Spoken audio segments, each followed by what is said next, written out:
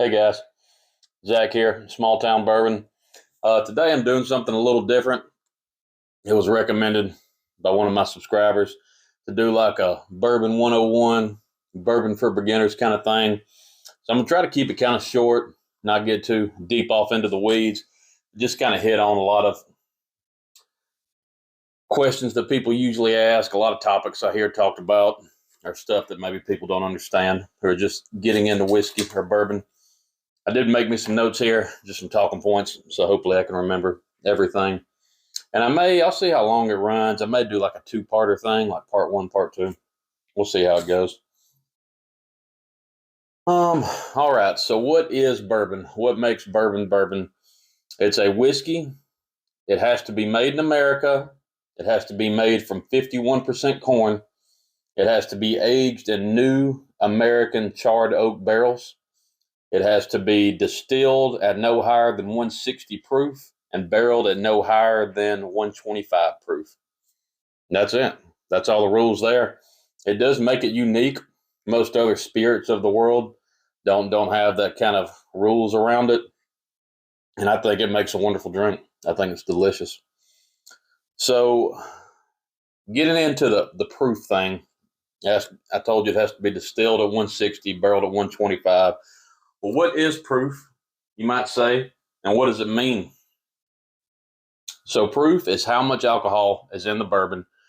The Seven Williams here, 100 proof, would be 50% alcohol. As far as what proof should you get, it really depends on you.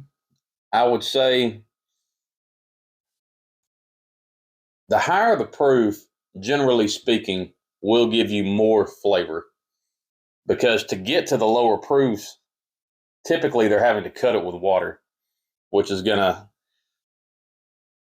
make it easier to drink, more approachable is what people call it, smoother maybe, but it is cutting the flavor.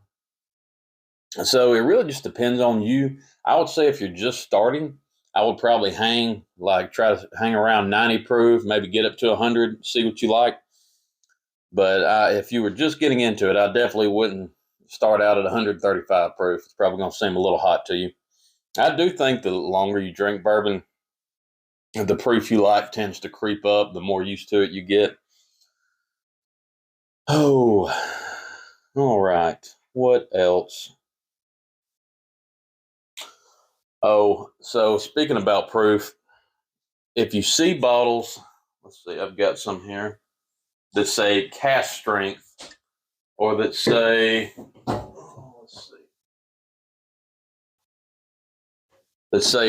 barrel proof or cask strength, all that means is the proof is the same in the bottle as it was in the barrel. So they pull it straight out of the barrel, straight into a bottle. They don't cut it with anything. That does not mean a specific number. Even these two right here, the Maker's Mark's 109.7 and the Elijah Craig is 133 proof.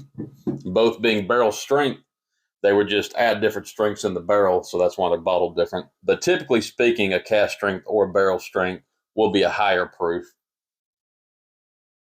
Oh, getting kind of crowded here.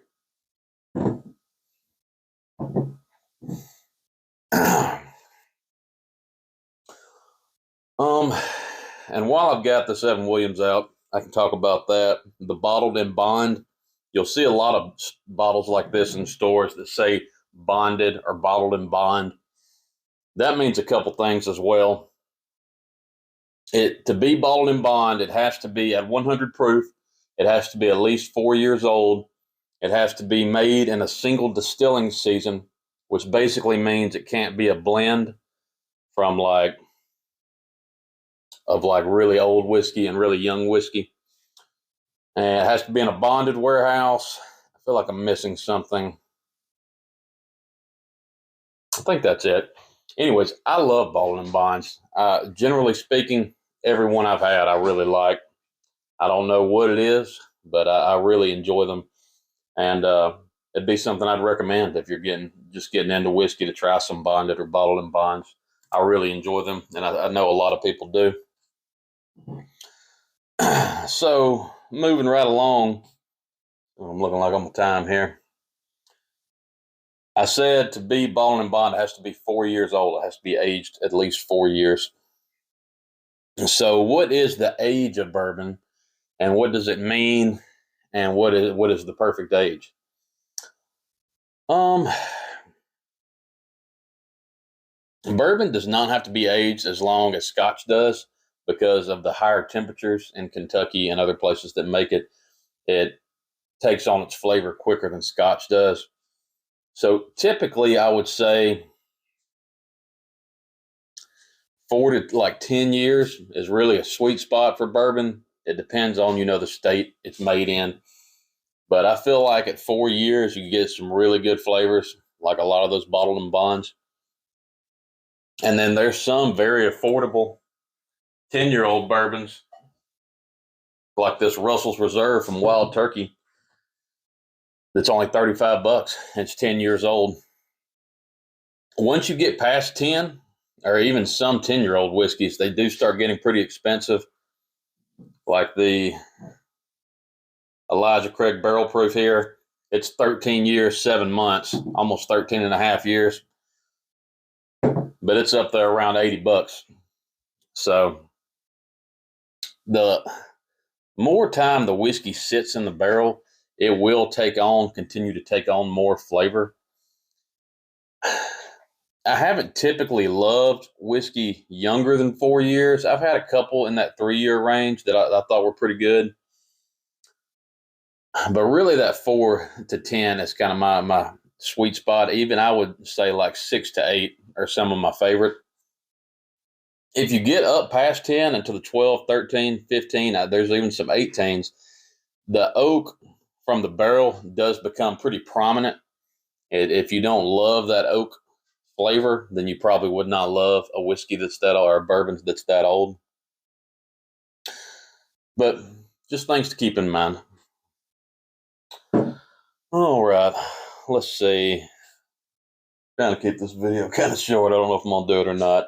The last thing I'll talk about today, I do think I'm going to make this a two-parter, but today is the mash bill. I mentioned at the beginning, to be bourbon, it has to be made from 51% corn. Well, the oats are the grains that make up what they make the bourbon from. They call that the mash bill. Typically, or historically, bourbon was 51% corn at least, and the rest of the percentage was rye and malted barley. Now, a lot of people they swap the rye for wheat. So they'll do corn, wheat, and malted barley. Some people do a 4 grain, where they will do rye and wheat in there, along with the corn and malted barley. And all that does is it does change the flavor. The wheat is usually more of a sweeter flavor than the rye. The rye can be spicy, but you can get some great sweetness out of rye too.